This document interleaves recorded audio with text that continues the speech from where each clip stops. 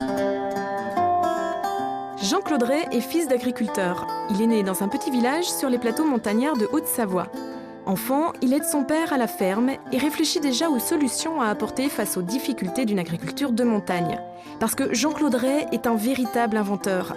Il a créé le miracle des jardins suspendus, un système de culture en étage, hors sol et en pleine terre. Il est constitué de modules qui peuvent augmenter la surface cultivable et permettre un travail de la terre à hauteur d'homme, donc moins pénible. Ici, c'est vraiment du hors-sol et qui permet une agriculture dans des bacs de culture profonds, avec une vie.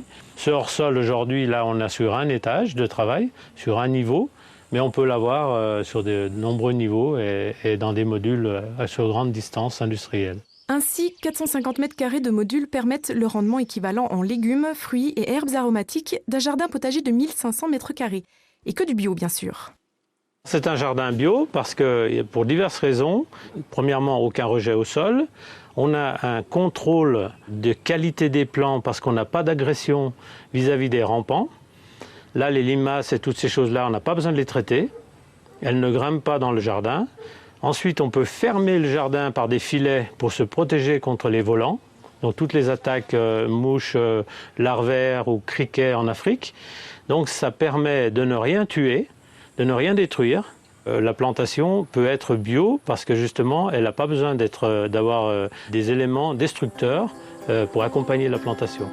Plus besoin de pesticides, les engrais utilisés sont naturels. Ici, la terre de vie n'est pas appauvrie mais respectée. La grande nouveauté est l'autonomie du jardin sur le plan énergétique. L'irrigation se fait en circuit semi-fermé et un panneau photovoltaïque alimente le système d'arrosage automatique. Alors le schéma de l'eau, il est tout simple. L'eau ici, sur ce jardin-là, vient du toit.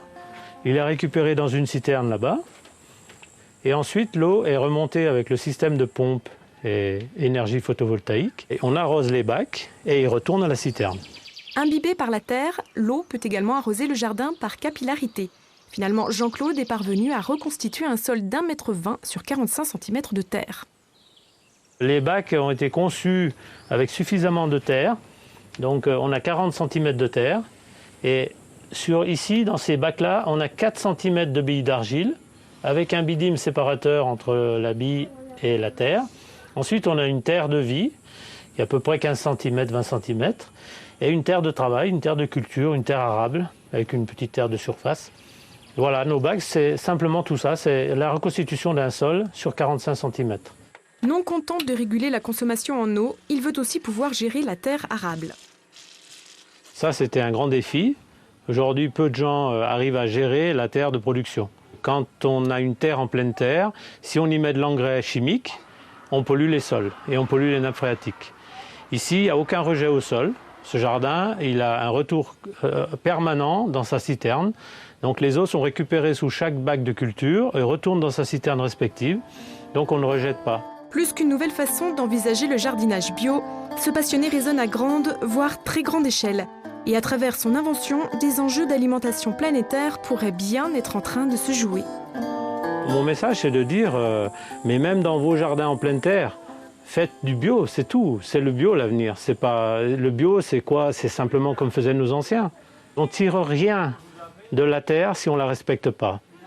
Et on ne peut pas toujours tirer de la terre sans lui apporter quelque chose. Et s'il lui apporte quelque chose qui détruit les nappes phréatiques, qui amène les maladies dans le monde, parce qu'il faut le dire, il faut oser le dire, ça amène les maladies dans le monde. Eh bien, voilà, aujourd'hui, je crois que ce n'est pas un retour en arrière, c'est essayer vraiment de revenir à des réalités et arrêter de marcher sur la tête.